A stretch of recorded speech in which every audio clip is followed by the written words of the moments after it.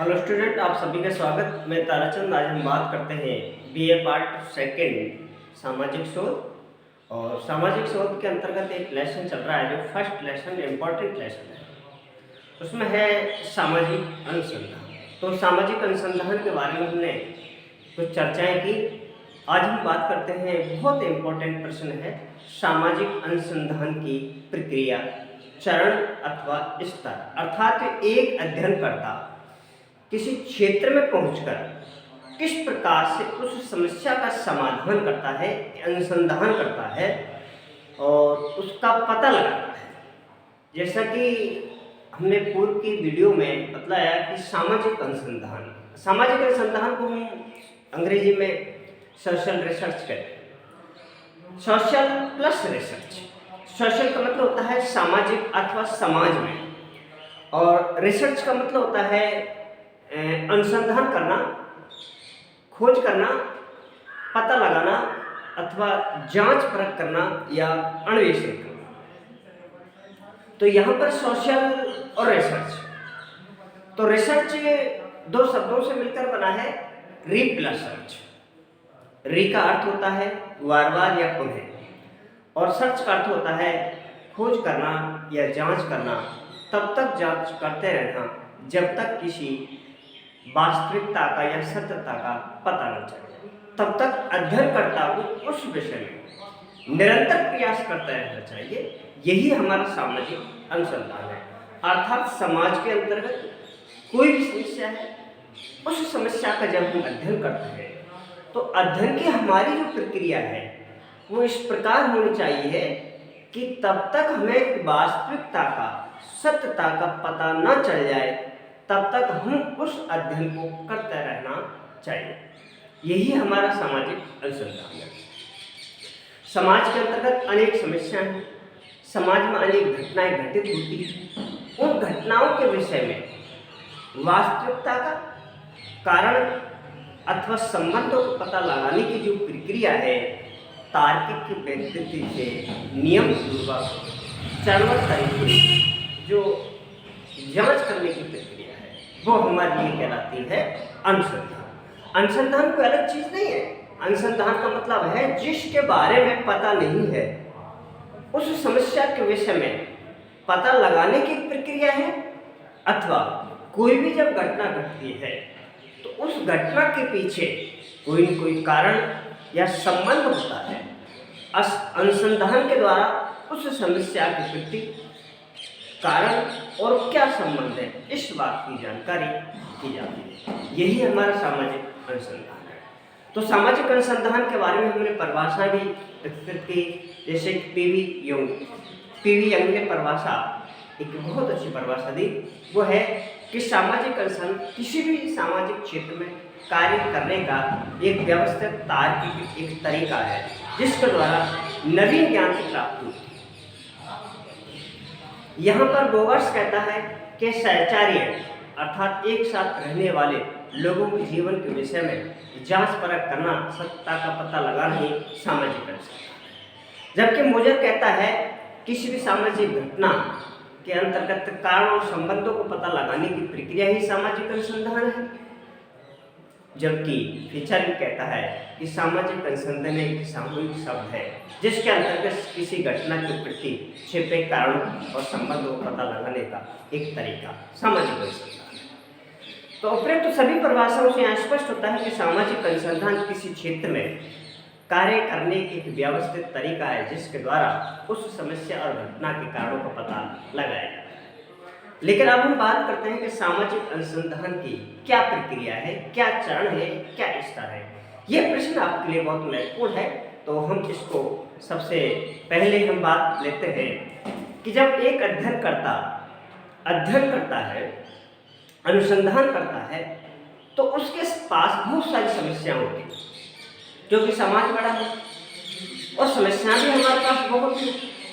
तो अध्ययनकर्ता इन सभी समस्याओं से एक साथ नहीं जूझ सकता, अर्थात सभी समस्याओं का एक साथ समाधान नहीं कर सकता।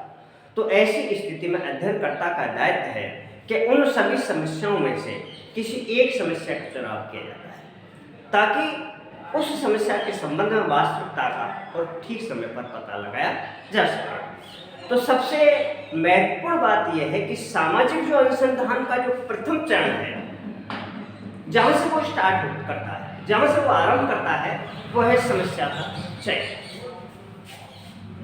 इसका पहला स्तर है समस्या का चयन, अर्थात एक अध्ययनकर्ता को सबसे पहले अनुसंधान करते समय एक समस्या का चयन करना चाहिए, समस्या का चुनाव करना चाहिए कि हम उस समस्या पर अपना अनुसंधान या कार्य पूर्ण कर सकते हैं। मैंने आपको इस बात का उल्लेख बताया प्रारंभ में कि एक अध्ययनकर्ता सभी समस्याओं से नहीं जूझ सकता।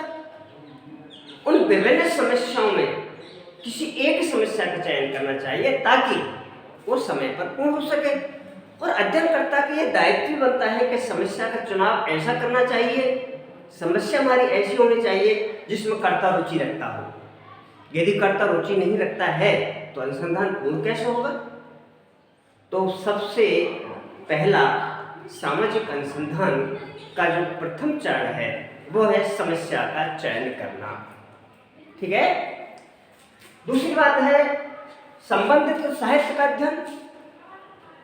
समस्या चुनाव के बाद अध्ययनकर्ता, शोधकर्ता का यह दायित्व है कि जो उसने उस अनुसंधान के लिए समस्या का चयन किया है उससे संबंधित साहित्य का अध्ययन करना चाहिए।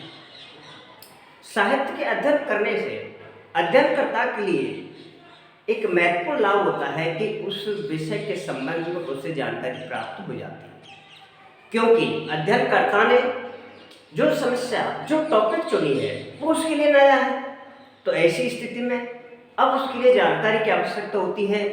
तो जानकारी के लिए हमें उस विषय के संबंध में जो हमने समस्या का चयन किया है उससे संबंधित साहित्यों का अध्ययन करना चाहिए ताकि उसके विषय में कर्ता को कुछ जानकारी प्राप्त हो सके, जैसा कि पुस्तक, लेख, पत्र, पत्रिका, रिकॉर्ड, मैगजीन इत्यादि। इनके माध्यम से हम उस विषय के संबंध में कुछ जानकारी प्राप्त कर सकते हैं, कुछ परिभाषाएं मिल सकती हैं ताकि अध्ययनकर्ता को किसी भी समस्या का सामना करना ना पड़े।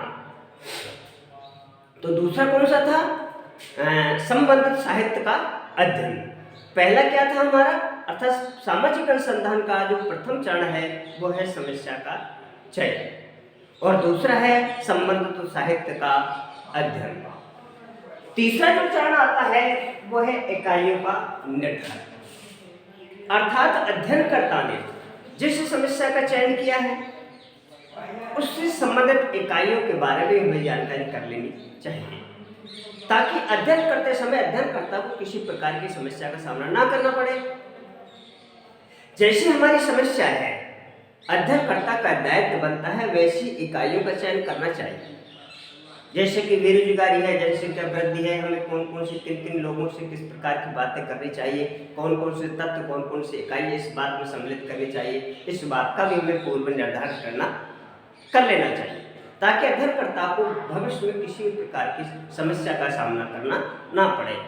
तो तीसरा जो चरण है इकाइयों का अध्ययन, अर्थात इकाइयों का निर्धारण। चौथा है प्रकल्पना का निर्माण। प्रकल्पना सामाजिक अनुसंधान के लिए एक महत्वपूर्ण कार्य करती है, अध्ययनकर्ता को दिशा निर्देश देती है, रास्ता दिखलाने का कार्य करती है, मार्गदर्शित करती है।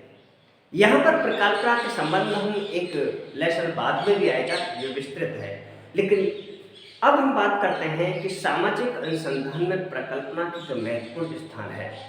प्रकल्पना के बिना कोई भी अध्ययनकर्ता एक पग भी आगे नहीं बढ़ सकता। यहाँ पर प्रकल्पना का मतलब होता है किसी विषय के संबंध में चिंतन करना, सोच विचार करना, कल्पना करना, एक रूपरेखा बनाना ही प्रकल्पना है। इस प्रकल्पना के सहारे अध्ययनकर्ता एक निश्चित मार्ग पर वो शीघ्र पहुंच जाता है, किसी प्रकार की कोई समस्या का सामना नहीं करना पड़ता, क्योंकि उसने जो भी इकाइयां हैं, जो भी साधन है, उन सभी का निर्माण अपने हिसाब से कर लिया है और उसी के हिसाब वो अनुसंधान बारी बारी से करता जाएगा तो किसी प्रकार की कोई समस्या नहीं आएगी। तो यहाँ पर अगर देखा जाए तो प्रकल्पना एक कच्चा चित्र है, एक रूपरेखा है जो अध्ययनकर्ता को दिशा निर्देश देती है, मार्ग दिखलाने का कार्य करती है, समय पर निश्चित समय पर पहुंचाने का कार्य प्रकल्पना करती है। अर्थात प्रकल्पना एक चिंतन है जिसका परीक्षण किया जाना वाक्य है।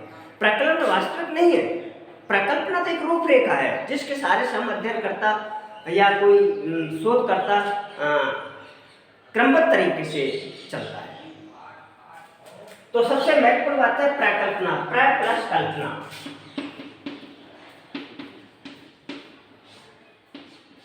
प्र का मतलब होता है पूर्व, कार्य करने से पूर्व उस विषय के संबंध में सोचना ही प्रकल्पना है। कि जब कोई अध्ययन करता, जब कोई कार्य करता है तो उसके विषय में पूर्व में सोच लेना चाहिए ताकि बाद में किसी समस्या का सामना न करना पड़े। ठीक है, कौन कौन सी इकाई हमें सम्मिलित करनी है, कहाँ से किस किस प्रकार से, क्या साधन है क्या नहीं है, इस बात का निर्धारण हमें पूर्व में कर लेना चाहिए ताकि हमें समस्या के संबंध में किसी प्रकार की कोई परेशानी बीच में ना आ जाए और हमारा अनुसंधान पूर्ण रूप से समय पर हो सके। चौथा है अध्ययन क्षेत्र का निर्धारण। यह भी बात सही है कि किसी भी समस्या के संबंध में हम चुनाव करते हैं तो उसका क्षेत्र विस्तृत होता है। ये दुनिया बहुत बड़ी है, उसका कोई क्षेत्र नहीं है। जो भी हमने समस्या चुनी है उसका हमें एक क्षेत्र भी निर्धारित कर लेना चाहिए कि अमुक गांव है या अमुक नगर है या अमुक कस्बा है या अमुक समूह है इत्यादि। क्योंकि ये क्षेत्र भी बहुत बड़ा होता है और सभी क्षेत्रों से हम जूझ नहीं सकते। समस्या प्रत्येक क्षेत्र के अंतर्गत हर समस्या होती है, तो हम एक क्षेत्र के अंतर्गत एक ही समस्या का अध्ययन कर सकते हैं। तो जब तक हमारा क्षेत्र सीमित नहीं होगा तब तक अध्ययनकर्ता अपना अध्ययन आरंभ नहीं कर सकता। तो हमें एक सीमित क्षेत्र का ही डिसाइड कर लेना चाहिए ताकि हमारा अध्ययन समय पर पूर्ण हो सके।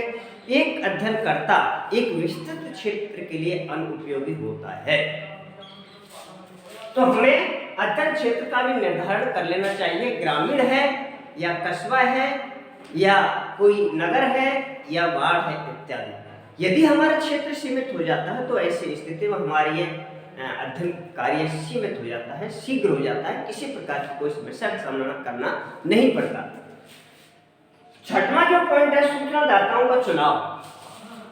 जब एक अध्ययनकर्ता अध्ययन करता है तो निश्चित रूप से तथ्य संकलन के लिए, सामग्री जुटाने के लिए हमें सूचनादाताओं की आवश्यकता तो पड़ती है, क्योंकि अध्ययनकर्ता मौन नहीं है। जब किसी समूह या समुदाय में जाएगा तो तथ्यों की आवश्यकता तो पड़ती है। तो किस विधि से यहाँ पर तथ्य संकलन करेगा, क्या क्या विधि है, इनमें से किस विधि का प्रयोग अध्ययनकर्ता करता है।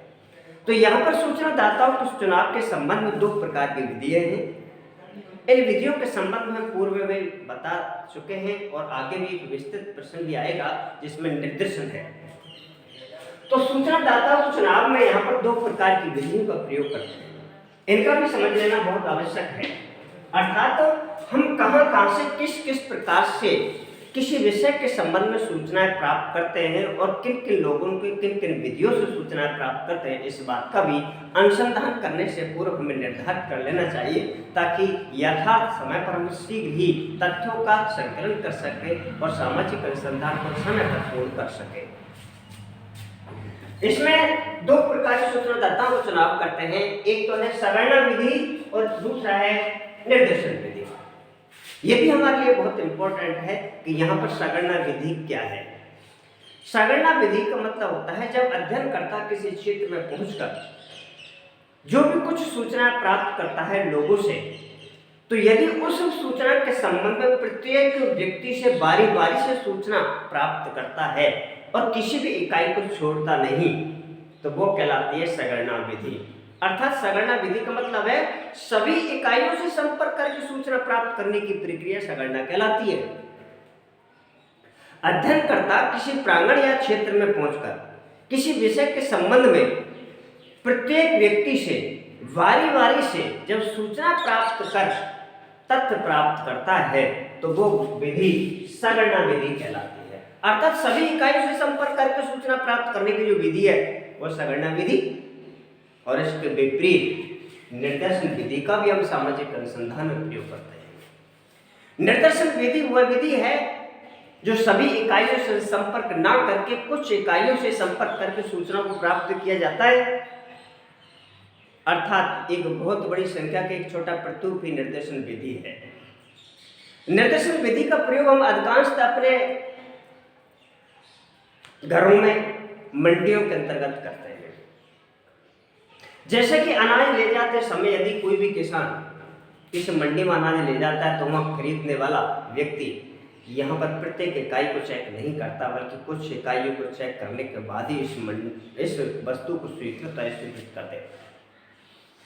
किसी व्यक्ति के बीमार होने पर यदि वो लैब में जाता है तो लैब के अंतर्गत व्यक्ति कुछ ब्लड या मात्रा निकाल कर ही संपूर्ण ब्लड को प्रदर्शित करता है कि ये अमुक श्रेणी का ब्लड है।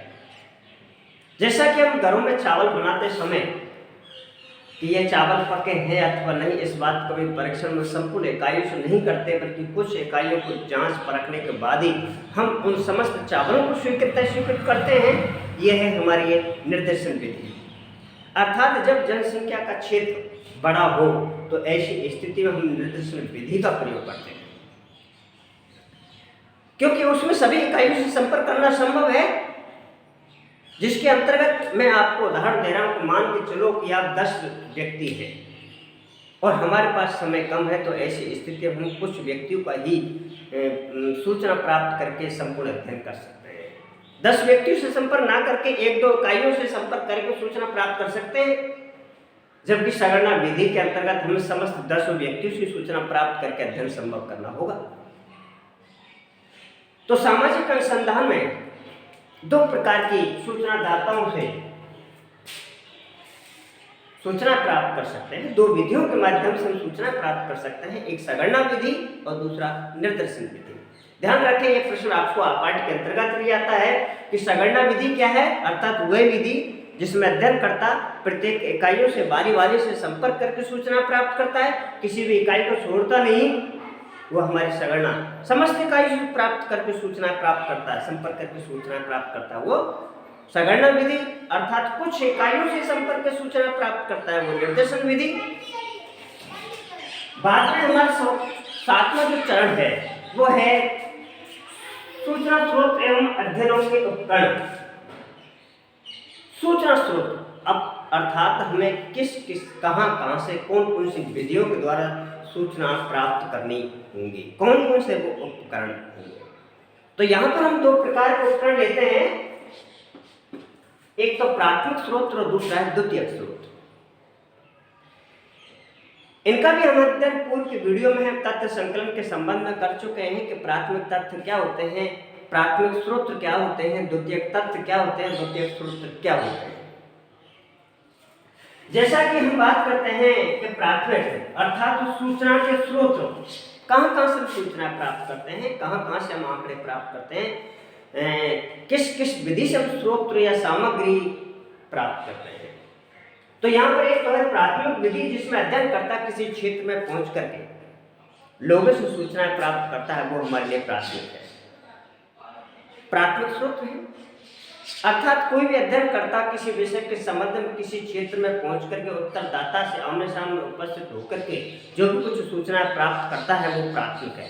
प्राथमिक का मतलब होता है नए सिरे से प्रथम बार संपर्क करके जो भी सूचना प्राप्त करता है वो हमारे लिए प्राथमिक होता है। जबकि द्वितीयक में अध्ययनकर्ता किसी इकाई से संपर्क नहीं करता, बल्कि पूर्व की सूचनाओं के प्राप्त के आधार पर अपने अध्ययन आरंभ करता है। इसके अंतर्गत तो कोई लेख, कोई कहानी, कोई डायरी, कोई पत्र, कोई पांडुलिपि, कोई अभिलेख के माध्यम से सूचना प्राप्त करता है। अर्थात जो पूर्व लिखे हुए होते हैं उनको ही प्राप्त कर सूचनाओं को आगे बढ़ाता है, संशोधन करता है, वो हमारे लिए द्वितीयक कहलाता है। जो सामग्री लिखी हुई प्राप्त होती है वो द्वितीयक, जो आमने सामने उपस्थित होकर लोगों से प्राप्त करता है वो प्राथमिक। प्राथमिक वास्तविक होते हैं, सत्य होते हैं, प्रमाणित होते हैं। द्वितीय कम सत्य होते हैं, अविश्वसनीय होते हैं। अगला है पुनर्परीक्षण, उपकरणों का पुनर्परीक्षण। ये भी है पुनर्परीक्षण, ये बहुत ही महत्वपूर्ण टॉपिक है, ये हमारा 8वां टॉपिक है। पुनर्परीक्षण अर्थात उपकरणों का पुनर्परीक्षण। जब एक अध्ययन करता कार्य आरंभ करता है तो कार्य आरंभ करने से पहले उसके पास जो भी यंत्र है, जो भी साधन है, जो भी कार्य है, उनका एक बार एक छोटे क्षेत्र पर लागू करके देख लेना चाहिए, ताकि बाद में किसी प्रकार की कोई समस्या का सामना ना करना पड़े। ऐसी स्थिति में अध्ययनकर्ता का दायित्व है कि जो भी हमने अनुसंधान के विषय में जो उपकरण, जो साधन, जो क्षेत्र इत्यादि का उपयोग किया है, प्रयोग किया है, उसको एक छोटे क्षेत्र पर लागू कर जांच परख कर लेनी चाहिए, और यदि इसमें किसी प्रकार की कोई सत्यता है उस सत्यता का समाधान कर लेना चाहिए, ताकि बाद में किसी प्रकार की कोई समस्या ना आए। अगला हम बात करते हैं तथ्यों का अवलोकन या संकलन। मैंने आपको प्रारंभ बताया कि सामाजिक अनुसंधान में अध्ययनकर्ता जब अध्ययन करता है तो किसी क्षेत्र या समूह या समुदाय में पहुंच करके लोगों से जो भी सूचनाएं, आंकड़े, सामग्री, व्यवहार इत्यादि प्राप्त करता है, हम उसे कहते हैं तथ्य। अर्थात अध्ययनकर्ता किसी विषय के संबंध में किसी प्रांगण में पहुंच करके जो भी सूचनाएं प्राप्त करता है वो हमारे लिए तथ्य कहलाता है। तथ्यों का संकलन करता है किसी विषय के संबंध में किसी प्रांगण में पहुंच करके लोगों से आमने सामने उपस्थित होकर के संगणना विधि या निर्देशन विधि या प्राथमिक स्रोत या द्वितीय सूत्रों के माध्यम से जो भी तथ्य प्राप्त करता है, और उसके बाद में तथ्यों का वर्गीकरण। यहाँ पर तथ्य अवलोकन का मतलब होता है किसी घटना स्थल पर पहुंचकर घटना के विषय में तथ्य प्राप्त करना। तथ्यों का संकलन मतलब एकत्रित करना, इकट्ठा करना। जब अध्ययन करता कोई विषय के संबंध में किसी सूचना या विषय के संबंध में कोई आंकड़े प्राप्त करता है, वो हमारे लिए तथ्य, ताकि हमारा अनुसंधान पूर्ण हो सके, इस बात का भी संकलन करना चाहिए। 10वां है तथ्यों का वर्गीकरण। सामाजिक अनुसंधान में अध्ययनकर्ता किसी विषय के संबंध में जो भी सूचना, आंकड़े, सामग्री, डाटा, तथ्य, व्यवहार, विचार इत्यादि प्राप्त करता है, वे सभी तथ्य सत्य प्रमाणित नहीं होते। इनमें कुछ तथ्य सही होते हैं और कुछ सही नहीं होते, अर्थात कुछ सत्य होते हैं, कुछ असत्य भी होते हैं। तो सामाजिक अनुसंधान में केवल सत्य तथ्य ही महत्वपूर्ण होते हैं। असत्य तथ्यों को एक तरफ और सत्य तथ्यों को एक तरफ करके तथ्यों का वर्गीकरण किया जाता है। अर्थात प्राप्त किए गए तथ्यों को दो भागों में, दो वर्गों में विभाजित करने की जो प्रक्रिया है वो वर्गीकरण कहलाती है। क्योंकि समाज में सभी प्रकार के लोग मिलते हैं। जब किसी विषय के संबंध में कोई सूचना प्राप्त करती है तो कुछ लोग सत्य भी कहते हैं तो कुछ लोग असत्य भी कहते हैं। सामाजिक अनुसंधान में असत्य तथ्यों को निकाल देना और सत्य तथ्यों को प्राप्त करना ही महत्वपूर्ण है, क्योंकि सत्य तथ्य ही अनुसंधान के आधार होते हैं, वास्तविकता के निकट होते हैं। असत्य तथ्यों को निकाल देना ही सामाजिक अनुसंधानकर्ता का दायित्व है, क्योंकि वो बेकार है, उन तथ्यों का हमारा उपयोग है ही नहीं। तो ऐसी स्थिति में उनको नकार देना चाहिए। सत्य ही वास्तविकता का आधार है, वही अनुसंधान का कार्य में महत्वपूर्ण योगदान देते हैं।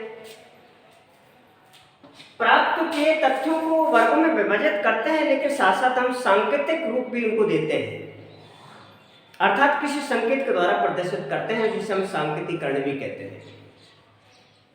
उसके पश्चात एक सारणीयन भी है, अर्थात तो प्राप्त किए गए तथ्यों को सारणी बनाकर अंकों में विभाजित करने की जो प्रक्रिया है वो सारणीयन कहलाती है। खाने, पंक्ति अथवा सारणी बनाकर प्राप्त किए गए समस्त तथ्यों को विभाजित करने की जो प्रक्रिया है वो सारणी है। वो भी हमारे लिए सामाजिक अनुसंधान में महत्वपूर्ण। अगला है तथ्यों का विश्लेषण करना चाहिए। उस विषय के संबंध में तथ्यों का विभाजन, संश्लेषण, विश्लेषण करना चाहिए। ये भी हमारा सामाजिक अनुसंधान की एक महत्वपूर्ण टॉपिक है। और लास्ट में सामान्यीकरण। प्राप्त किए गए तथ्यों को सामान्य नियमों के साथ सिद्धांत को नियमानुसार डालने की प्रक्रिया सामान्यीकरण है, अर्थात सिद्धांतों का नियम कानून के आधार पर वास्तविकता का पता लगाना ही सामाजिक अनुसंधान है। तो यहाँ पर हमारे लिए सामाजिक अनुसंधान के प्रमुख चरण, स्तर या सोपान या अवस्थाएं कि एक अध्ययनकर्ता किस प्रकार से तार्किक पद्धति से किसी निश्चित यथार्थ तक पहुंचता है, यही सामाजिक अनुसंधान की अवस्थाएं, सामाजिक अनुसंधान के चरण, सामाजिक अनुसंधान के स्तर, ये हमारे लिए एक महत्वपूर्ण इम्पोर्टेंट प्रश्न माना गया है। क्योंकि अधिकांश वैज्ञानिक विधि के चरण या सामाजिक अनुसंधान के चरण आपको प्रश्न पत्र के अंतर्गत कई बार पूछ जा चुका है। तो यहाँ पर एक बार पुनः मैं दोहराता हूँ, सामाजिक अनुसंधान के प्रमुख स्तर या चरण क्या है। तो सबसे पहला है समस्या का चयन करना चाहिए, विषय का चुनाव करना चाहिए, ये हमारा पहला चरण है। दूसरा है संबंधित साहित्य का अध्ययन करना चाहिए, जो भी हमने समस्या चुनी है उससे संबंधित साहित्य का अध्ययनकर्ता का अध्ययन कर लेना चाहिए, ताकि किसी प्रकार की कोई समस्या का सामना ना करना पड़े। तीसरा है इकाइयों का निर्धारण, अर्थात समस्या के संबंध में जो हमें इकाई निर्धारित करनी है वो कौन कौन सी इकाई, इस बात का भी निर्धारण करना चाहिए। जैसी समस्या है उससे संबंधित इकाइयों का भी हमें कौन कौन सी इकाई सम्मिलित करनी है, कौन कौन सी इकाई सम्मिलित नहीं करनी है। अनावश्यक तथ्यों को सामाजिक अनुसंधान में महत्व नहीं देना चाहिए। प्रकल्पना का निर्माण, सामाजिक अनुसंधान में प्रकल्पना महत्वपूर्ण है। प्रकल्पना अध्ययनकर्ता को दिशा निर्देश देती है, मार्ग दिखलाने का कार्य करती है, रास्ते से भटकने को बचाती है, निश्चित समय पर अनुसंधानकर्ता को पहुंचाने का कार्य प्रकल्पना करती है। और एक प्रकल्पना किसी विषय के संबंध में पूर्व कल्पना, एक चिंतन, एक मनन की रूपरेखा है, जो कि कार्य करने से पहले उस विषय के संबंध में सोचना या रूपरेखा बनाना ही प्रकल्पना कहलाता है। प्रे प्लस कल्पना, प्रे का मतलब होता है पूर्व और कल्पना का मतलब होता है चिंतन करना या मनन करना या किसी विषय पर विचार करना ही प्रकल्पना कहलाता है। ये सामाजिक अनुसंधान का आधार है। यह तत्व और सिद्धांत दोनों का मध्य की भी कड़ी है।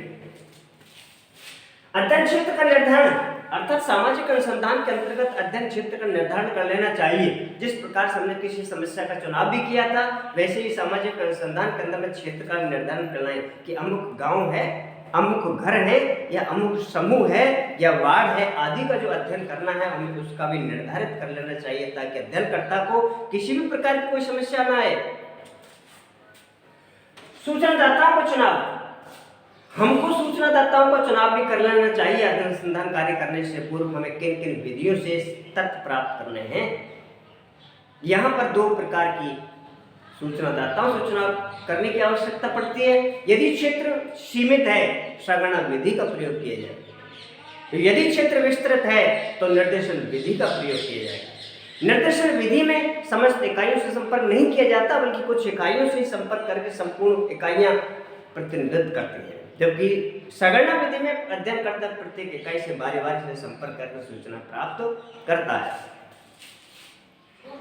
सूचना स्रोत एवं अध्ययन का उपकरण, यहाँ पर कौन कौन से उपकरण आपको काम में लेने होंगे। यहाँ दो प्रकार के सूचना स्रोत उपकरण है, एक तो प्राथमिक है और एक द्वितीयक है। अध्ययनकर्ता यदि फेस टू फेस आमने सामने सूचना प्राप्त करता है तो वो प्राथमिक है, यदि पूर्व सूचनाओं के आधार पर अध्ययन करता है तो वो द्वितीयक तत्व होगा। द्वितीयक उपकरणों का पूर्व परीक्षण, अर्थात जो भी हमने साधन लिए हैं, जो भी हमें प्रकल्पना की है, जो भी इकाई या क्षेत्र पर निर्धारण किया है, उसका पूर्व परीक्षण कर लेना चाहिए, जांच परख कर लेना चाहिए, ताकि आपको किसी प्रकार की कोई समस्या का सामना करना पड़े। तथ्यों का अवलोकन, अर्थात अध्ययनकर्ता किसी क्षेत्र में पहुंचकर विषय के संबंध में तथ्य प्राप्त करना, तथ्यों का संकलन करना ही सामाजिक अनुसंधान का एक महत्वपूर्ण कार्य है। तथ्यों का वर्गीकरण, अर्थात प्राप्त किए गए समस्त तथ्य सत्य नहीं होते, सत्यता और असत्यता के आधार पर तथ्यों को वर्गों में विभाजित करने की जो प्रक्रिया है वो वर्गीकरण कहलाती है।